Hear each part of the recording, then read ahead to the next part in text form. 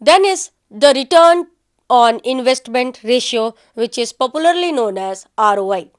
Under return on investment ratios, we have overall profitability ratio. So it is calculated as operating profit divided by the capital employed multiplied by 100.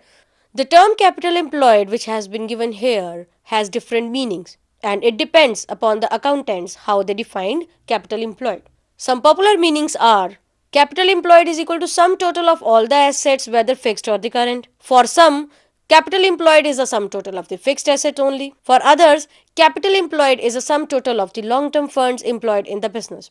That is, share capital plus reserves and surpluses plus long term loan minus non business assets minus fictitious assets. And the operating profit here means profit before interest and taxes. Now let us take one example to understand the calculation of return on capital employed or return on investment. So in front of your screens, you can see the information which is extracted from the income statement and the balance sheet of Manu Sales Private Limited. So we have with us fixed assets amounting to rupees 45 lakh, current asset 15 lakhs, investment in government securities 10 lakh, sales 50 lakhs, cost of goods sold 30 lakhs, share capital with 10% preference shares 10 lakh, equity shares 20 lakh, reserves 10 lakh, debentures 10 lakh, income from investments 1 lakh.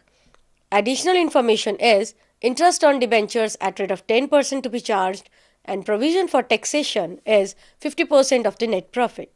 Now when we calculate return on total capital employed, we need to have net profit before interest and taxes and total capital employed. For this purpose, we are going to prepare trading and profit and loss account and the balance sheet. So let us start with trading and profit and loss account. Extracting the information given from the question: sales to be posted on the credit side 50 lakhs, cost of goods sold 30 lakhs to be posted on the debit side. Then there is income from investment amounting to rupees 1 lakh, and because it is income, we are going to post it on the credit side of the profit and loss account.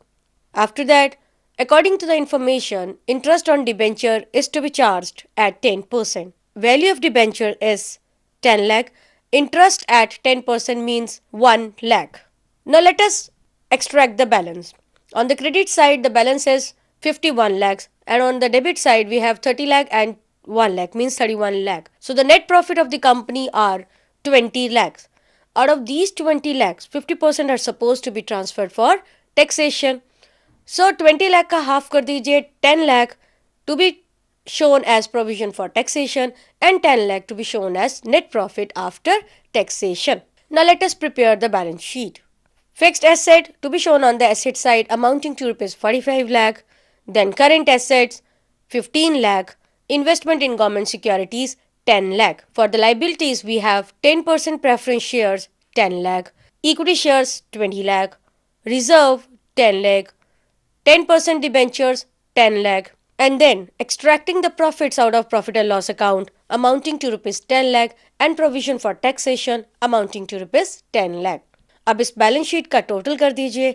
Assets का total आया 70 लाख और liability side का total आया 70 lakhs. Now let us calculate return on capital employed, and the formula is net operating profit before interest and taxes divided by total capital employed. Net operating profits are net profit plus taxes, that is 20 lakhs, and total capital employed is 10,000 plus 20,000 plus 10,000 plus 10,000 of the profit means 50 lakhs. Or the second way of calculating capital employed is equal to fixed assets plus current assets minus provision for tax means 45 lakh plus 15 lakh minus 10 lakhs. It gives us 50 lakhs. So return on total capital employed will be 20 lakh divided by 50 lakh multiplied by 100 is equal to 40%. The second ratio under return on investment category is return on shareholder fund. In case it is desired to work out the profitability of the company from the shareholder's point of view only, this ratio is computed as return on shareholder fund is equal to net profit after interest and taxes divided by the shareholder fund multiply by 100. जैसा कि हमने पिछले ratio में देखा, we have taken net operating profit before interest and taxes. The only difference in this case is now we are taking net profit after interest and taxes. Third ratio under this category is return on equity shareholders fund.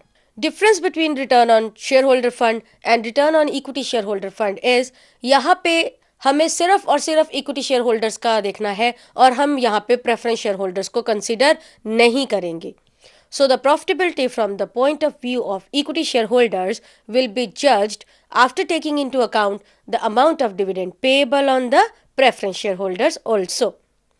So the return on equity shareholder funds will be calculated as net profit after interest, taxes and preference dividend divided by equity shareholders funds multiplied by 100. Let us take one example. Suppose we have 10% preference share of rupees 1 lakh, 15,000 equity share of rupees 10 each fully paid amounting to rupees 1,50,000, reserves and surpluses 6,50,000, net profit after tax 2,50,000. So return on equity will be calculated as net profit minus preference dividend divided by equity shareholders fund multiplied by 100. So here the net profits are 2,50,000 and the preference dividend is 10% of 1 lakh means 10,000. So net profit after taxes and preference dividend comes to 2,50,000 minus 10,000 means 2,40,000 and equity shareholders fund is equal to 1,50,000 plus 6,50,000 means 8 lakhs. So return on equity or ROE is equal to 2,40,000 divided by 8 lakh multiplied by 100 is equal to 30%. Other ratio in this category is return on gross capital employed. Here we measure net profits before charging any sort of interest and taxes in relation with the total capital employed in the business. So the formula for calculation of return on gross capital employed is equal to net profit before interest and taxes divided by capital employed multiplied by 100. Some people take average capital employed instead of capital employed. So when we have to take average capital employed will be calculated as capital employed in the beginning plus capital employed at the end divided by 2. Now let us take one example. We have fixed asset amounting to rupees 5 lakh, current assets 4 lakh, net profit after taxes 2,50,000 and taxes are 2,50,000. You are supposed to calculate return on gross capital employed. So इसके लिए सबसे पहले हमें चाहिए net profit before taxes and interest. तो net profit before taxes and interest आया 2,50,000 plus taxes 2,50,000 means 5 lakh. And gross capital employed अब हम calculate करेंगे which is equal to fixed assets plus current assets which is equal to 5 lakh plus 4 lakh means 9 lakh. So return on gross capital employed will be equivalent to 5 lakh divided by 9 lakh multiplied by 100 equal to 55.5%.